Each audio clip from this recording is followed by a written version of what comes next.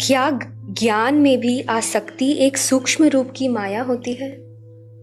शास्त्र तो यही कहते हैं कि ज्ञान में भी, जैसे जब हम ज्ञान की पराकाष्ठा में भी पहुंचते हैं तो काफ़ी बार ज्ञान भी अहंकार आ जाता है। हमें ऐसा लगता है कि वो एक सूक्ष्म अहंकार बन जाता है ज्ञान।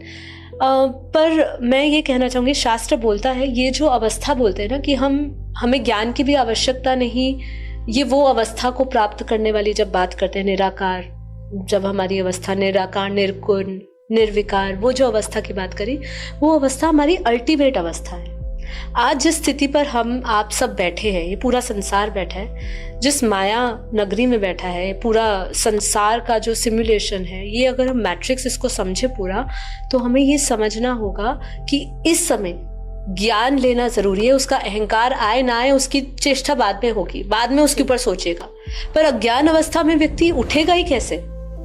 अब सोचे, जैसे शास्त्रों ने ये जो कहा है, ये अल्टीमेट अवस्था का ही है। वो अल्टीमेट अवस्था में जाने के लिए आपको बहुत लंबे टाइम की साधना, बहुत लंबे टाइम का पुरुषार्थ और ज्ञान लेते रहना पड़ेगा। तो इसीलिए पहले ये मत सोचिए ज्ञान से मैं वो परम अवस्था में जाऊंगा, जब मुझे अहंकार बोलेगा तो वो अहंकार भी मुझे जो और परम धाम तक नहीं जाने देगा, उस अवस्था तक के बारे में मत सोचिए।